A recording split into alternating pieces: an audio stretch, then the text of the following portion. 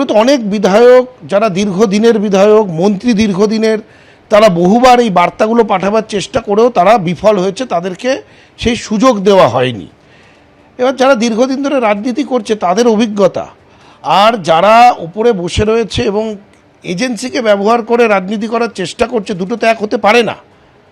সেটা তো পরিষ্কার হয়ে গেল, এই নির্বাচনের ফলাফলেই সেটা পরিষ্কার হয়ে গেল। 58 জন ইতিমধ্যেই সই করেছেন, সংখ্যাটা আরও বাড়তে পারে।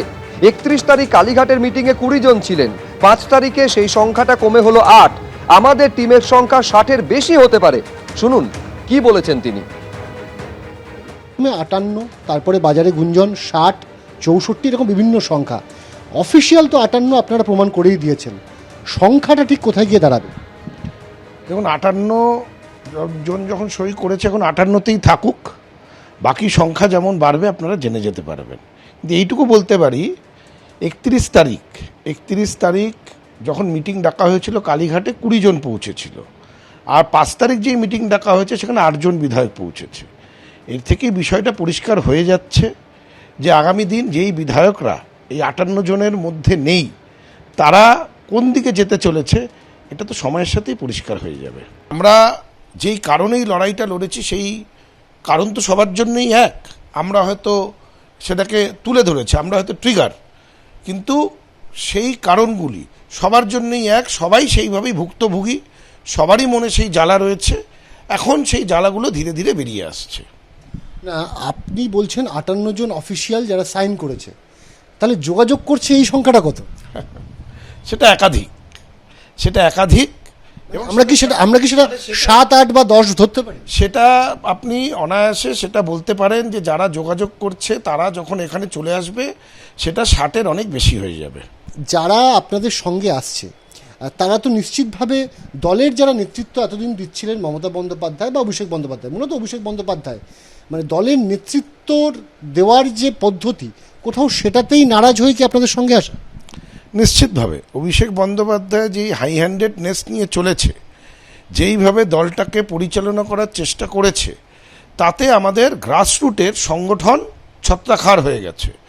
কোনো রিপোর্ট জেলা লেভেল থেকে, ব্লক লেভেল থেকে না নিয়ে এককভাবে ওপর থেকে চাপিয়ে দেওয়া, তাতে সংগঠন কমজোর হয়েছে, যার জন্যে আজকে এই বিপর্যয়ের সম্মুখীন হতে হয়েছে দলকে। এগুলো তো অনেক বিধায়ক যারা দীর্ঘদিনের বিধায়ক, মন্ত্রী দীর্ঘদিনের, তারা বহুবার এই বার্তাগুলো পাঠাবার চেষ্টা করেও তারা বিফল হয়েছে, তাদেরকে সেই সুযোগ দেওয়া হয়নি। এবার যারা দীর্ঘদিন ধরে রাজনীতি করছে তাদের অভিজ্ঞতা, আর যারা উপরে বসে রয়েছে এবং এজেন্সিকে ব্যবহার করে রাজনীতি করার চেষ্টা করছে, দুটো তো এক হতে পারে না।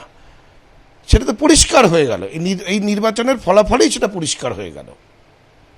একটা জিনিস বলুন, বিরোধী দলনেতার পদ আপনাদের সঙ্গে, মুখ্য সচেতকের পদ আপনাদের সাথে, ডেপুটি লিডার হিসেবে আপনি রয়েছেন, সব পদ আপনাদের সঙ্গে। তাহলে অভিষেক বন্দ্যোপাধ্যায়ের নেতৃত্বাধীন যে তৃণমূল কংগ্রেস এখনো পর্যন্ত অবশিষ্ট, সেই তৃণমূল কংগ্রেসের ভবিষ্যৎ কী হবে বলে মনে করছেন?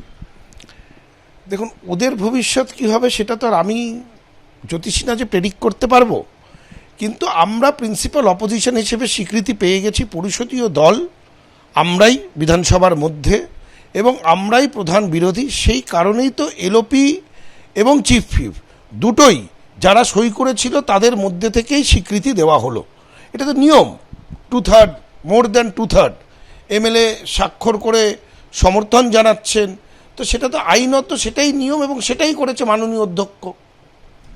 একদিকে যখন রাজ্য রাজনীতিতে আমরা দেখতে পাচ্ছি যে তৃণমূলের মধ্যে বিরাট একটা ভাঙন, এবং সেই ভাঙন একটা ব্লক তৈরি হয়ে গেল, যে ব্লক এই মুহূর্তে পরিষদীয় দলের স্বীকৃতি পেয়ে গিয়েছে, ঠিক তখনই সংসদীয় দল তৃণমূল কংগ্রেসের সেখানেও শোনা যাচ্ছে যে বিরাট একটা ভাঙন আসতে চলেছে, এমনই গুঞ্জন দিল্লির রাজনীতিতে। আপনার কাছে কী খবর?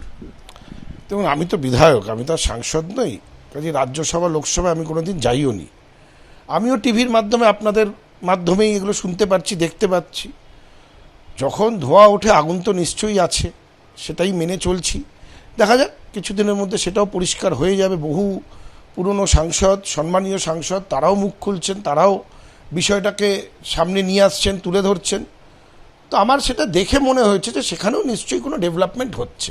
এবিপি আনন্দ, এগিয়ে থাকে, এগিয়ে রাখে।